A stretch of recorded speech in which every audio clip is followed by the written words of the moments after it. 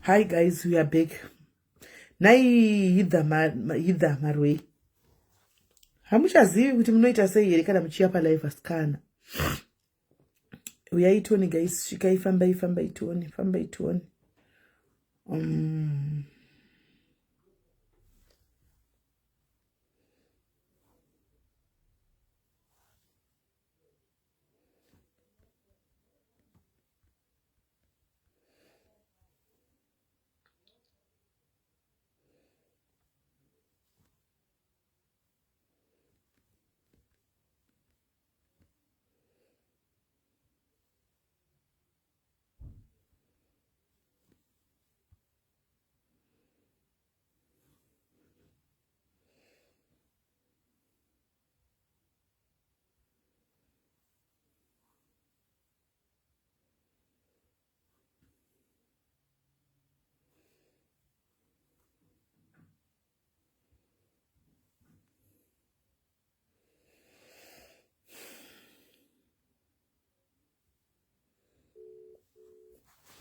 Right, tadzoka nenyaya yemwana guys. Tadzoka let's bring the mother back. Hi my sister. Asmarara. Okay. Muri raite masera mboere. Munogona kuedha baba yemwana.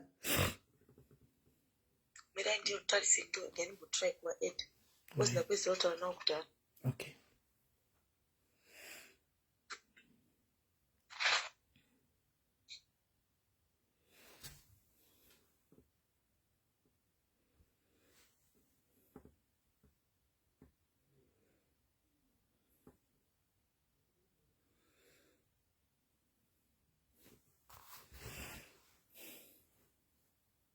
I think you get better more. I said I would. All right. My sister, sorry to say this, but nangoti senya tawe na yopano pa life. Ndingo dzoka pano pa life shakare. Yakuringa. All right. Yakuringa. All right.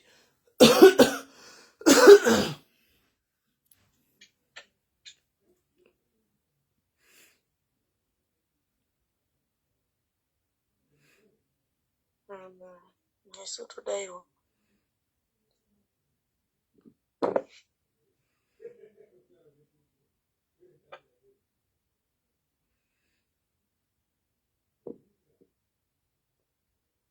Yeah, I saw that way.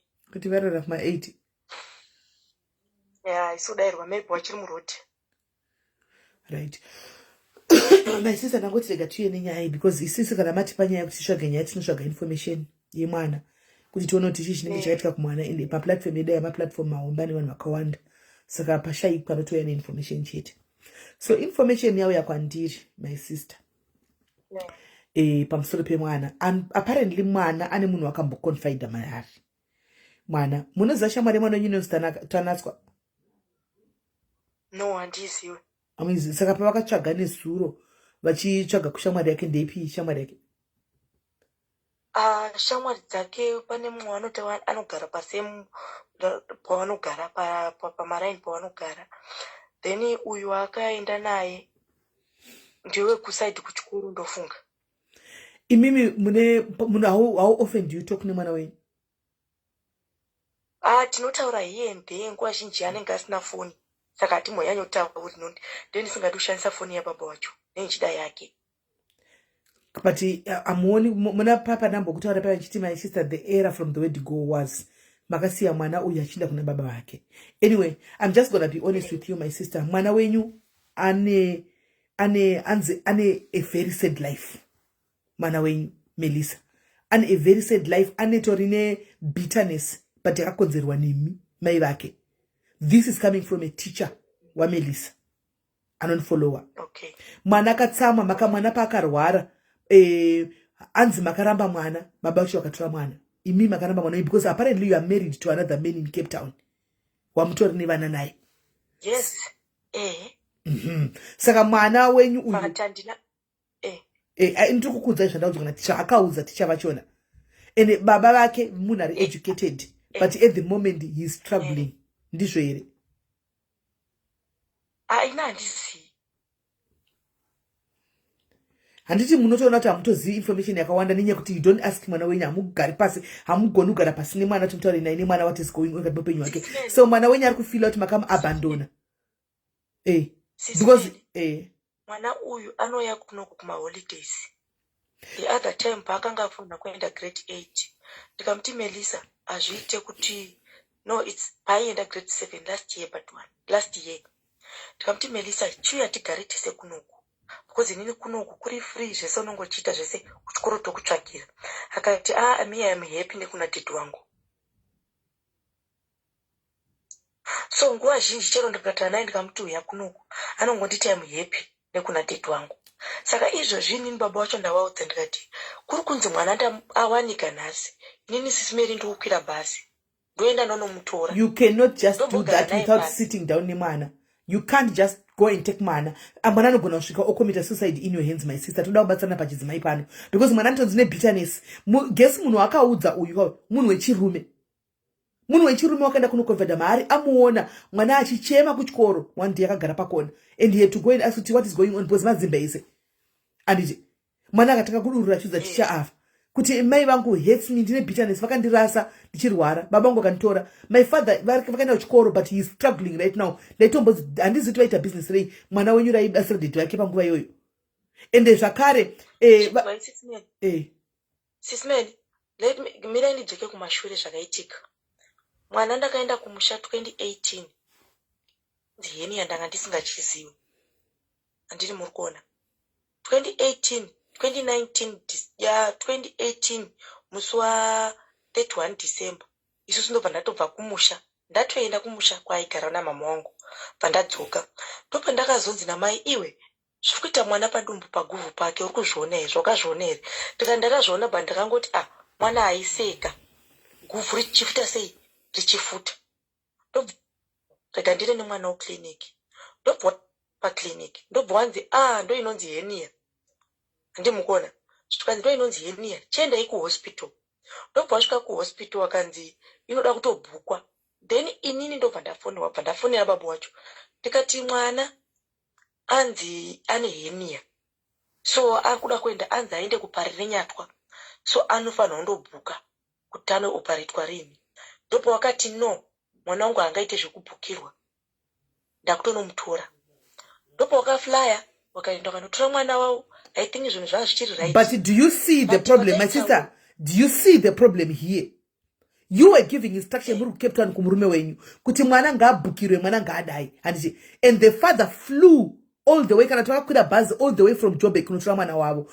In the first place makasiya mwana namai venyu handika ku Cape Town makaenda nevana venyu vamwe vadiki handiti that alone mwana mudiki ushu mwana mudiki musikana ari kukura handika maenda kuno mumwe murume mune vana venyu kumasiya umwe uku hanti ari kurwara iko zvino makudzokera muchimusiya achirwara ndidhi vacho vokwira voita sacrifice imamusiya achirwara ndidhi vacho voita sacrifice vokuda kuzotora mwana wavo kuti ndakutora mwana akadaro ndondoratisa kumberi mukuona pakatangira gap racho taitaura tichiwirirana handiti wakati ndiri kuuya nemwana aende kuRed Cross kuCape Town saka ndonongoine mwana chiregedza inini ndiende ndinomutora. Muri kunzwa taitaura zvese izvi paine kuwirirana. Pavakasvika wadzoka nemwana I think wakangochikondoita 1 week pawakatorera mwana passport wachitira kuti hanzi asazonetsa pakurapwa. Wasvika ndopa wakati tasvika but taakuPretoria tikati ko madi kudarikira mauya naye ndachikodarikira rekuenda naye kupi Red Cross zvikanzi no ndafonera maredza kumadoctors toda kuti arapirwe kunoku. SIS MELLY ndakaenda ndoda kuti ndikuudzei chokwadi mwana pakaitwa operation ndikatomborambwa nemurume because ndikuenda kuex husband ndimukona ndinoti mundibatisise kwandiri kubva nekwandiri kuenda ndakatomborambwa nenhau yekuti ndaenda kumwana wangu. Mwana akarapwa ndiriko ndikasiya chironda chapora ndopa wakati ndakuchikumbirawo ndigare nemwana kuno ndichimuendesa kuchikoro dani kuti adzokere kuZimbabwe. Ndikati ini ndanda kutoti rega ndichimutora achiregedza kudzokera ke kuZimbabwe ndochigara naye. Zvikanzi iwo une mumwe mwana ini handina mwana, saka ndokumbirawo ndigare nani nemwana. Vakatokumbira. Ndikati it's fine, kana muchikwanisa henyu zvese torai mwana mugare naye. Ndokuchitanga kugara nemwana. But still, my sister, pavasire ndapanzwa. Ndakubvunza mubvunzo pano ndikati, how often do you talk nemwana? Mukati handini kutaura naye pafoni yababa vake. Ndotaura naye apo neapo. Nokuti ndisingataura nebaba. Muri kuona kuti maito create a rift. What's wrong in phone baba vacho? Ndotaura nemwana kana phone yamai nini wake. Because the message yandapiwa inini. Mai vake presently the stepmother vake. Hanzi anovada to the bone. Hanzi anovada to the bone mai vavo. Anovada zvisingaite stepmother vake. Even akaya kunoku unonzwa chiti I want to talk to my mom. Ndoti wapi ini ndiri panapa zvonzi wandakasiya kuPretoria. Hanzi because vanomuchengeta samai. Hanzi vanomuda mai anoda mai vavo. 2, mwana wenyu hanzi is very very very intelligent academically even behavior yake. Zvondo tisha yatoshamisika kuti hanzi behavioral change. Anoshamisika because according to kwavari ivo mwana anogona chikoro zvokutodaro. Ati hanzi baba hanzi izvo hanzi baba I'm sure Mwana, when she's seeking refuge somewhere, she might be as well facing discrimination at school because baba vake vari kustruggle. So school fees, makababatsira dobhadhara school fees yemwana because she's owing school fees kuchikoro. It might be a case of Sis Melly. Ndinoti mundibatisise ipapo.